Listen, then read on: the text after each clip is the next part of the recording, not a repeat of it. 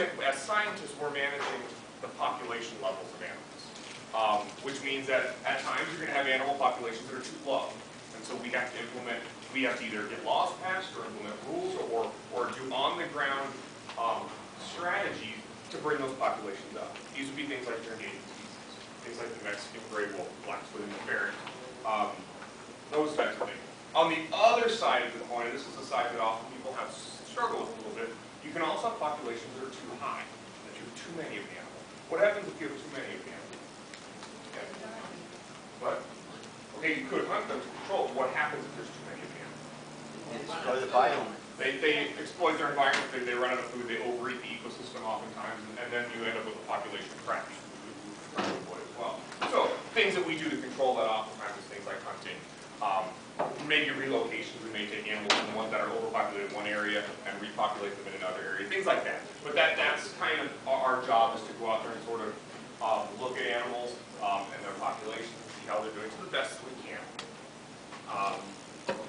And so that's us. So most people interact with us through like hunting and fishing licenses and those types of things to bring in. Very, very quickly, I would like to mention that Game and Fish is a very different government agency than some of the other ones that I mentioned before. We are not, we don't take taxpayer dollars.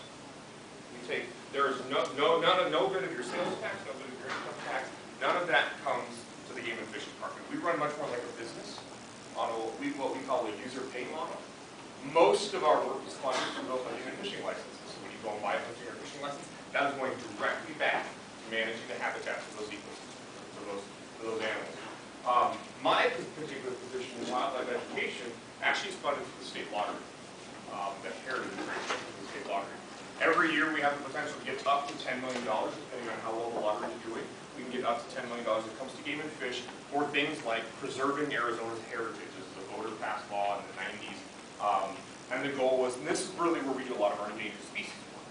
Most of our endangered species work is covered through the Heritage Fund out of the state lottery. A small piece then goes to wildlife education that we're out there and talk about that. I only mention that because I think it's an important distinction when you're talking, obviously in this time of budget cuts, and we hear about you, obviously many of you obviously being teachers, you have the role of, okay, we lay off teachers, we lay off police officers, we lay off these.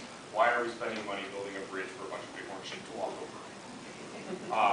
And the reality is they're entirely different funding sources. You could cut Game and Fish's budget all you want, and it wouldn't put another teacher in the classroom, it wouldn't put another police officer on the field. They're entirely different funding mechanisms that can't be used for other things.